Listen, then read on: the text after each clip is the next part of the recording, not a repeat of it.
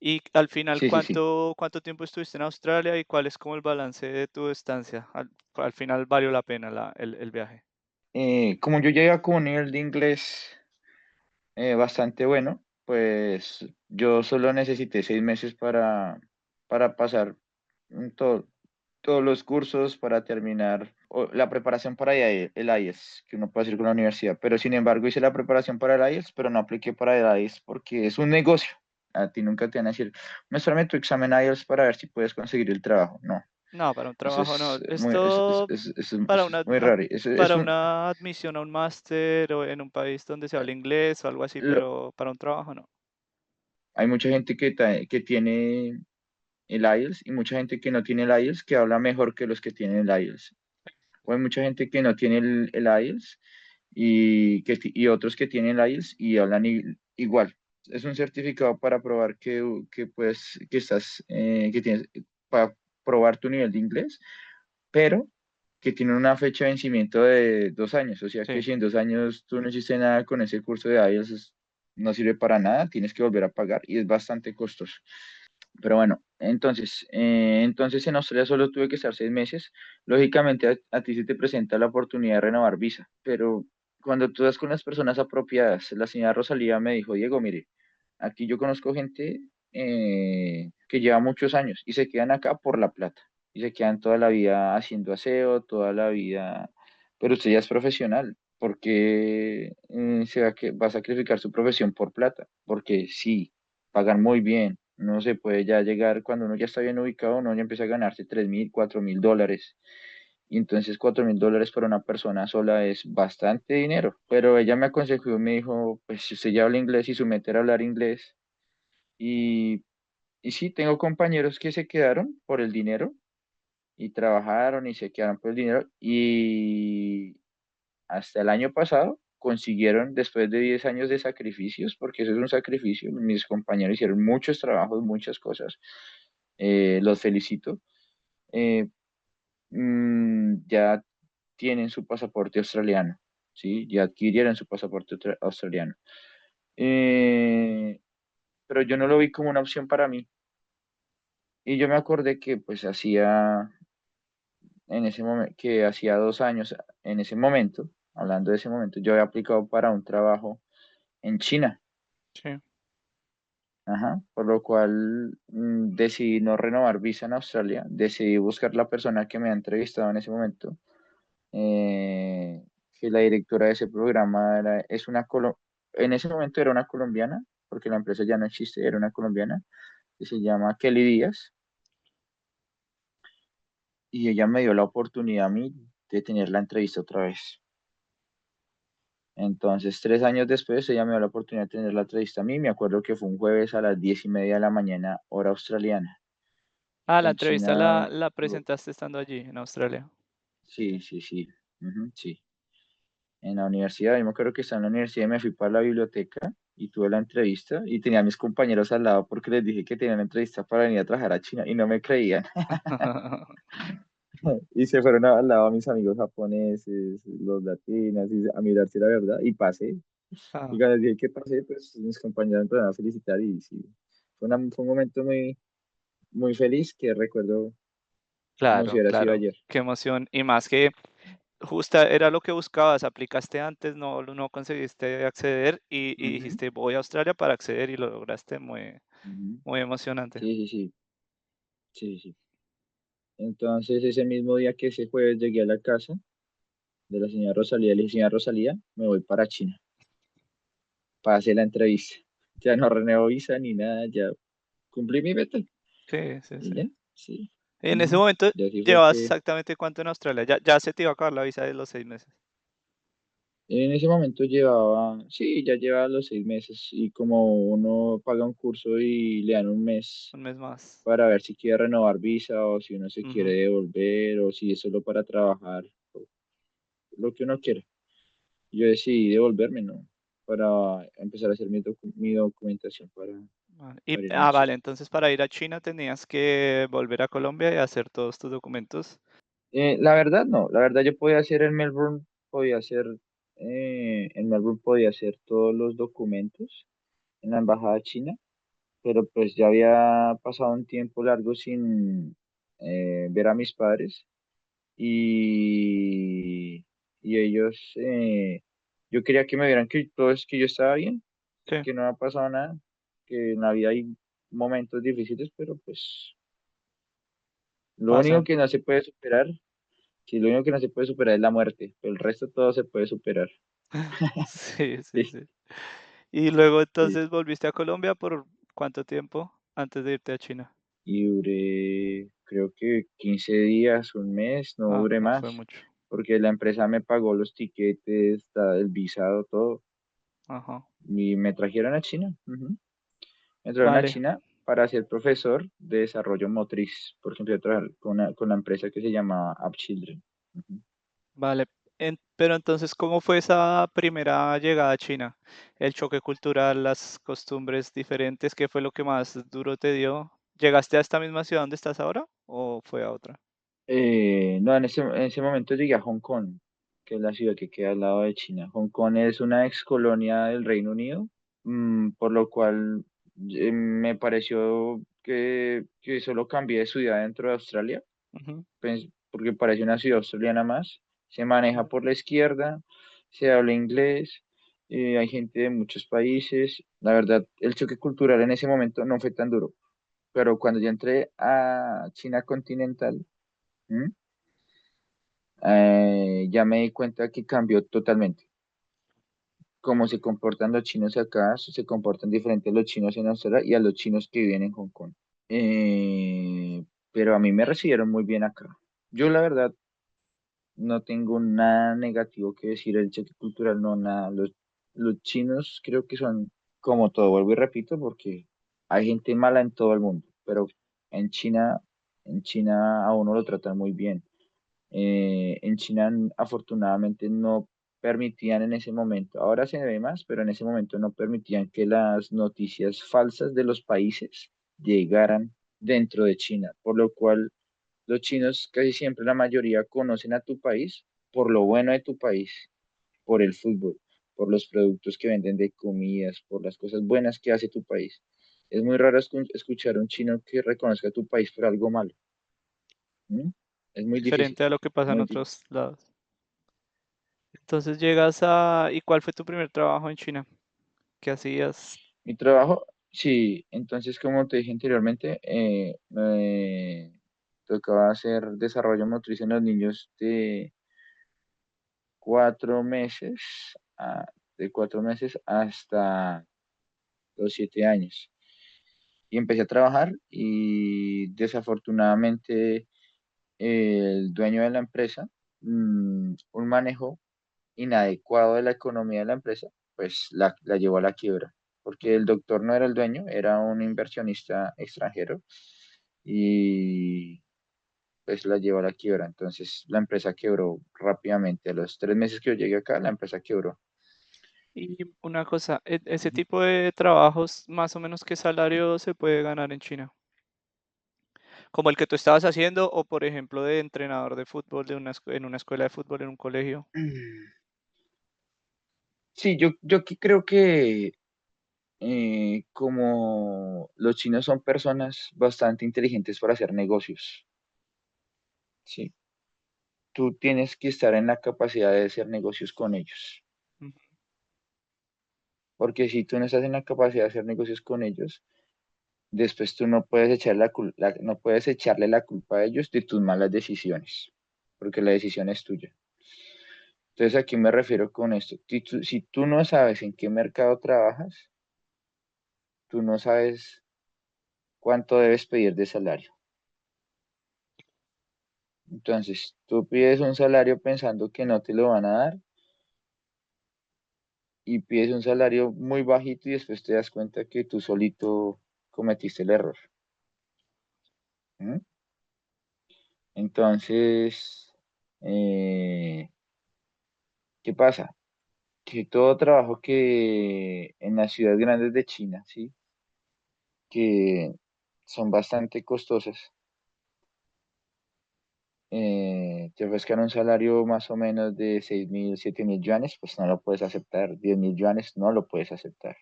pero hay gente aún así que lo acepta, y hay gente que trabaja así, porque piensan en la moneda de su país, ¿sí? Pero si tú ves personas que vienen, entonces, si tú ves personas que vienen de países desarrollados, ¿sí? Países europeos, Alemania, Holanda, Inglaterra, los Estados Unidos, Canadá, Australia, Nueva Zelanda, ellos no van a aceptar esos trabajos. Y si tú miras las ofertas de laborales, las ofertas ellos, aquí en China, un trabajo por un entrenador están pagando de 16.000 yuanes hasta 30.000 yuanes, 35.000 yuanes, Que es ¿sí? más o menos cuánto Y, en dólares. Déjame, yo miro acá cuánto pero, está.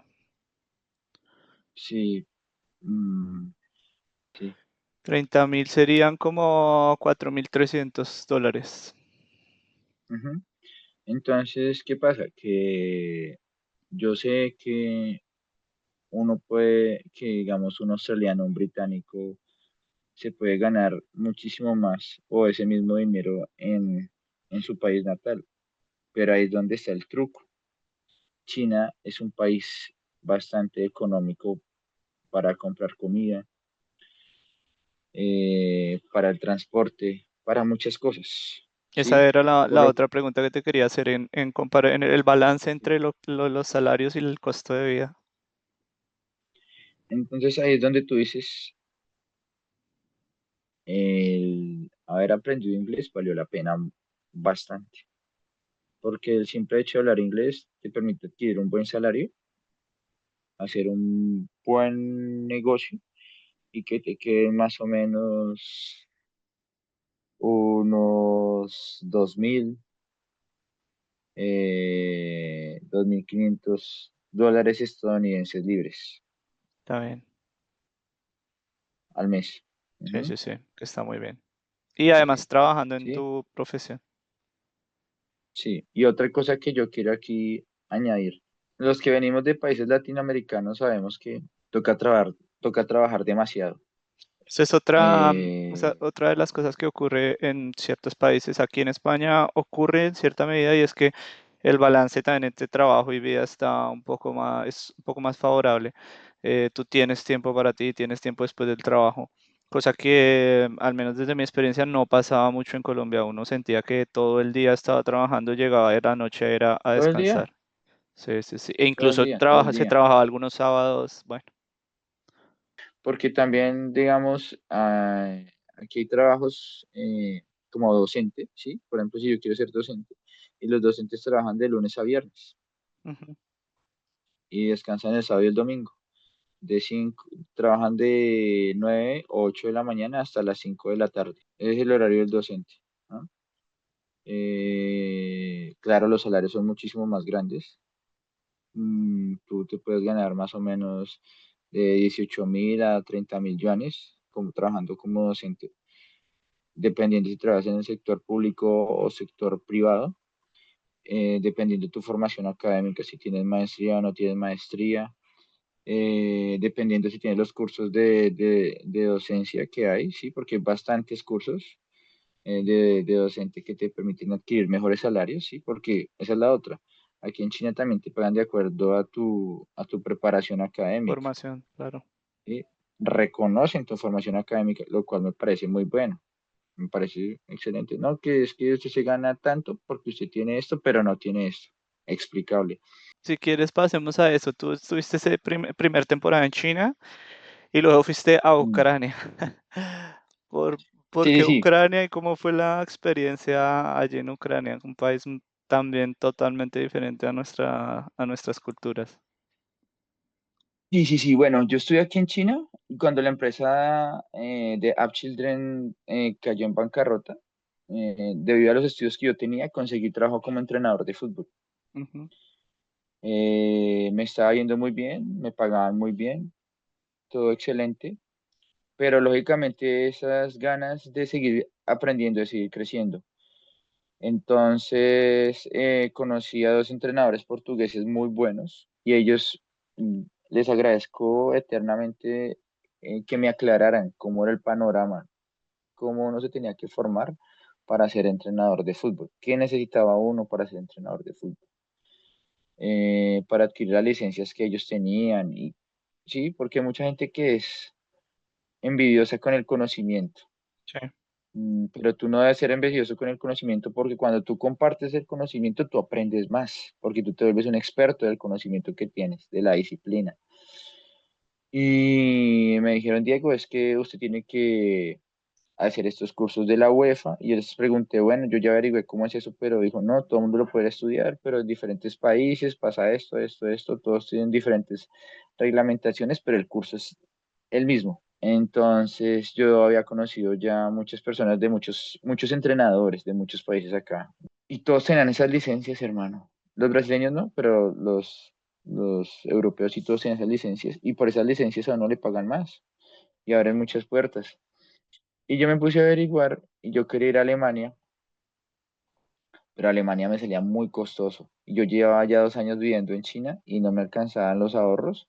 Me tocaría ahorrar como un año más para poderme ir a Alemania, pagar mis estudios Y vivir, para pagar la vida. y hacer mis cursos de entrenador de fútbol.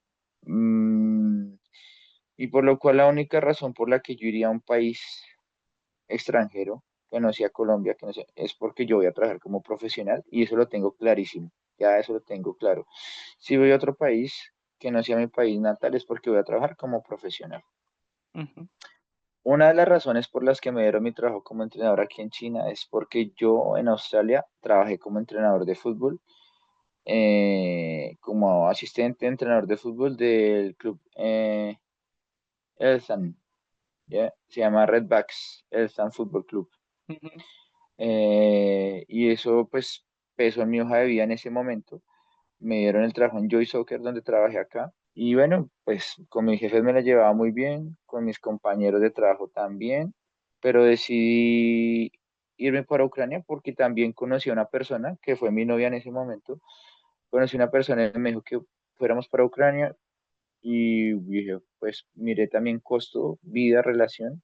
Y me di cuenta de que la educación en Rusia y en Ucrania es muy buena y es muy económica Muy económica eso también. y es muy buena. Por lo cual dije, ¿por qué no? Y me fui. Me fui para Ucrania, tuve que hacer un curso de ruso 1 año, entonces aprendí a hablar ruso, entonces ya no solo hablaba inglés, sino hablaba ruso. Eh, Había dos opciones, o estudiaba mi maestría porque para hacer mi curso de entrenador de FIFA, de la FIFA, de la UEFA, tenía que tener, en Ucrania me piden que debo tener un diploma de ese país, por lo cual el curso de ruso no era suficiente. Mm. Entonces, a mí me servía también, decidí hacer una maestría y habían dos opciones, hacer una maestría en educación en la Universidad de Alfred Nobel, en una universidad privada, o intentarlo en una universidad pública y hacer una maestría en cultura del deporte en la universidad pública. Entonces yo dije, pues presentémonos a las dos, no pasa nada. Si me presento a la pública, pues no tengo que pagar y si me presento a la privada, pues pago, porque ¿qué más? Me presenté a la pública y pasé en la pública. Entonces los costos fueron menos, ahorré bastante dinero y hice mi maestría en cultura física y deporte en ruso. Hice mi maestría, duró un Y año y eran medio, ruso las clases, eran todas en ruso. Guau, qué todas en ruso, complejo. sí. Entonces antes solo trabajaba los fines de semana y después yo les demostré que yo ya podía hablar ruso y me dieron el trabajo para trabajar todos los días y me fue bastante bien. Hice mi maestría, terminé mi maestría, comencé con mi curso de FIFA de la UEFA y terminé mi curso de la UEFA y pues por cosas diplomáticas comenzó la guerra y me tocó dejar Ucrania porque Eso te estaba iba a bastante bien preguntar, trabajando, sí. ¿en qué año estabas tú ahí y en qué año empezó la guerra? Estamos hablando del 2020. En el 2020 yo conocí una amiga que se llama Victoria y Victoria me contrató a mí porque es una señora muy adinerada, es una empresaria muy exitosa, para que solo hablara con ella español y me pagaba por hablar español con ella. Yo no tenía que hacer nada más sino hablar español con ella. Y me pagaba bastante bien. Y un día me dijo, Diego, yo ya moví todas mis empresas para Chile, me voy a ir con toda mi familia para Chile, usted se tiene que ir porque la guerra va a comenzar. Eso me lo dijo más o menos en julio y me acuerdo que estábamos terminando el COVID, ¿sí? Y ella me dijo eso. eh, y me dijo, porque tengo información de que van a invadir a toda Ucrania. Ay, Entonces sabía que iba a pasar. sí, en octubre 17 del 2020 decidí volver a Colombia. Intenté volver a China, pero por razones de salubridad no permitían que ningún extranjero entrara Claro. a territorio asiático. Y Volví a aquí, Colombia en ese momento. ¿cómo fue bueno, tú ya llevas algunos años fuera del país en culturas totalmente diferentes a la nuestra, pues a la colombiana, Ujú. también trabajando y viviendo fuera del país. ¿Y cómo fue ese choque de volver a Colombia? Qué tan duro te dio ese regreso? Porque en mi caso, por ejemplo, cuando yo regresé, yo solo estuve año y medio fuera del país, en Australia, y en mi regreso a Colombia, muchas cosas empezaron a chocarme, se me hacía difícil, se me hizo difícil volverme a adaptar a la vida que yo tenía antes de salir del país. En tu caso, ¿cómo fue? Mi familia me recibió muy bien. Yo me sentí muy bien, llegué a Colombia gracias al esfuerzo que hice cuando estuve fuera del país de enfocarme en desarrollarme profesionalmente y en trabajar como profesional. Llegué a Colombia con una ventaja por encima de muchos profesionales en Colombia. Cuando yo llegué a Colombia con un muy buen nivel de inglés y con un muy buen nivel de ruso, pues tenía una ventaja muy grande, ¿sí? ¿Te fue Lógicamente fácil? yo hice el te- proceso como todo el mundo. Sí, mira, lo primero que llegué a hacer fue, dije, bueno, necesito trabajo. En este momento no hay trabajo en Colombia como docente. En octubre es un mes muerto porque ya comenzaron los colegios de calendario B, los de calendario A están por terminar, entonces es un mes muerto para trabajar como docente, ¿sí? Pero hay otras opciones, entonces que están aquí los call centers, enseñar clases de inglés online, ¿sí? Básicamente me enfoqué fue en el call center, apliqué a uno, pasé, mientras que estaba trabajando en el call center, estaba aplicando a colegios y muchos colegios que son calendario B, instituciones internacionales, donde los estudiantes tienen que pagar bastante dinero por estudiar, le pagan muy mal a los profesores, muy mal a los profesores, y uno mira y uno entra a hablar con los profesores, son mentes brillantes, gente súper estudiada, con maestrías. Y afortunadamente llegó el colegio indicado, la institución adecuada, la llamada adecuada en el momento adecuado y fui paciente. Entonces me llamó al Gimnasio Los Andes y una institución que recomiendo a los docentes para trabajar. Reconocían el desarrollo profesional de uno, el trabajo de uno, la experiencia de uno, y en ese momento pagaban así. No sé ahorita cómo sea, pero en ese momento pagaban así. ¿Qué significa pagaban así? Pagaban. Usted tiene pregrado, tanto. Usted habla inglés, tanto. Usted tiene otro idioma más, tanto. Usted tiene una maestría, tanto. ¿Sí? Y cada vez que te renovaban el contrato te subían, no, muy legales, súper puntuales. Más encima le decían a uno, en mi caso que soy profesor de educación física, que si no es obligatorio, que si quería hacer parte de las extracurriculares y pues lógicamente sí, y me pagaban extra. Entonces yo sé que en la vida no todo es dinero, pero tú como ser humano y tú como persona tienes que dignificar y reconocer lo que tú has estudiado y valorar la inversión que has hecho, ¿sí? Por lo cual, si eres una persona que tienes maestría, que hablas varios idiomas y que tienes mucha experiencia en diferentes lugares, diferentes países, no puedes aceptar un salario de 3 millones de pesos. Ni siquiera, yo diría, ni siquiera 4 millones de pesos, que eso es muy bajito, eso es muy poco dinero, eso es muy poco dinero. Y entonces analicen, no, ¿cómo hace poco dinero? Sí, muy poco dinero, porque es que el tiempo que tú sacrificaste de estar lejos de tu familia, el tiempo que tú sacrificaste de dormir, el tiempo de salud, el tiempo que invertiste estudiando una lengua extranjera, el tiempo que invertiste estudiando una maestría, ¿sí? Y el dinero que invertiste también, porque es que eso a uno no se lo regalan, eso no es gratis. ¿Crees que ahorita Eh, en Colombia en este momento hay bastante oferta para un profesional que tenga inglés? ¿Para un docente, por ejemplo, que tenga inglés? yo creo que hay bastante oferta, pero creo que en Colombia no se dignifica la labor docente. Entonces se permite que las instituciones paguen cualquier salario y se aprovechan de la necesidad de la gente. Sí, bueno, es verdad, este es uno de los inconvenientes que tiene Ujú, Colombia y seguramente otros países de Latinoamérica. Pero entonces, ¿cuánto tiempo estuviste en Colombia a tu regreso? ujú. Y luego, ¿por qué nació la idea de volver a salir y cómo se dio todo En para Colombia, volver a China? en Colombia duré desde el 2020 de octubre que llegué hasta diciembre del 2024 que me volví a ir. ¿Por qué decidirme? Porque mis muchachos se graduaron y Ujú. yo vi que la institución no tenía muchas ganas de seguir invirtiendo en los procesos. Empezaron a cambiar muchas cosas. También cambiaron otros aspectos en mi vida personal en Colombia. No sé, siempre amé China, siempre quise China, siempre he querido a China, siempre me ha ido bien en China, por lo cual decidí volver a China. Y en octubre del 2024 empecé a aplicar a trabajos en China y en diciembre 19 me llamaron de Y que quería volver a este China. proceso, Diego, si alguien quisiera hacerlo por su cuenta y cree que cumple, tiene las condiciones, tiene el inglés, tiene la formación, ¿hay alguna página o cómo se realizaría el proceso? ¿Qué tan difícil es sin, digamos, sin tener un contacto? De páginas, sí, hay una que se llama, la primera letra es en mayúscula E, China Cities. Entonces volví otra vez a China, recibí la oferta laboral de una ciudad que se llama Hangzhou. ¿También es una ciudad grande o esta es más Eh, pequeña?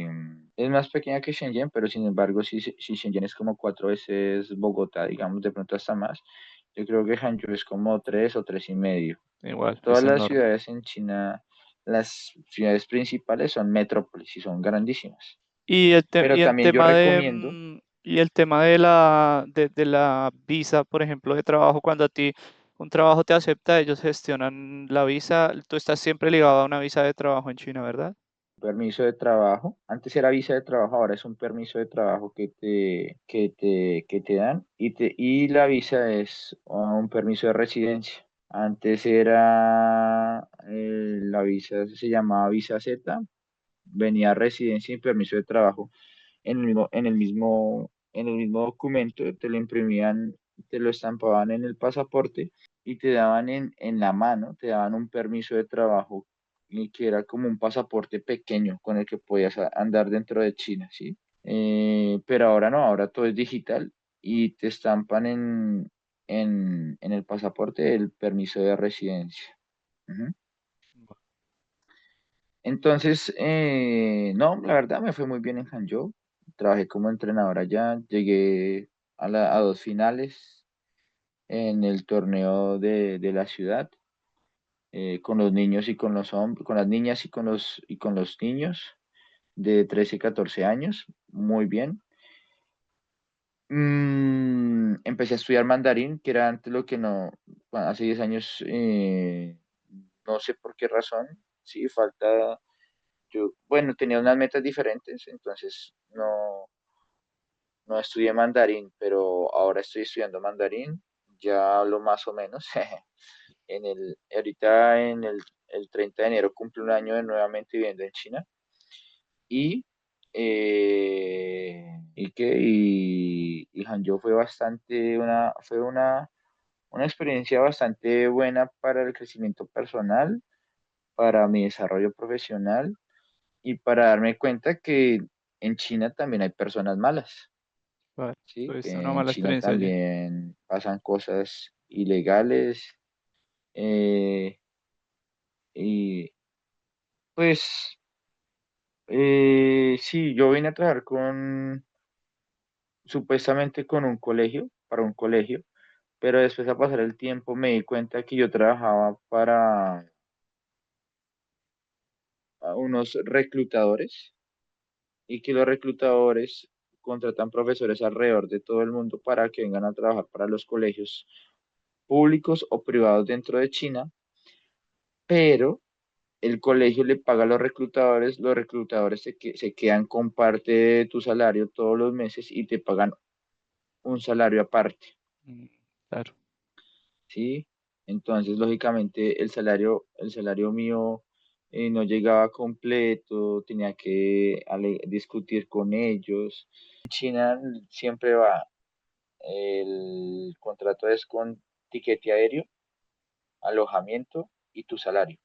Sí. Eso es, eso es el contrato en China. Pero estas personas empezaron a incumplir, a incumplir, a incumplir, y yo para no tener ninguna discusión, ni pelear, ni nada de eso, pues empecé a buscar otro trabajo. Y en noviembre del año pasado decidí cambiar de trabajo y renunciar.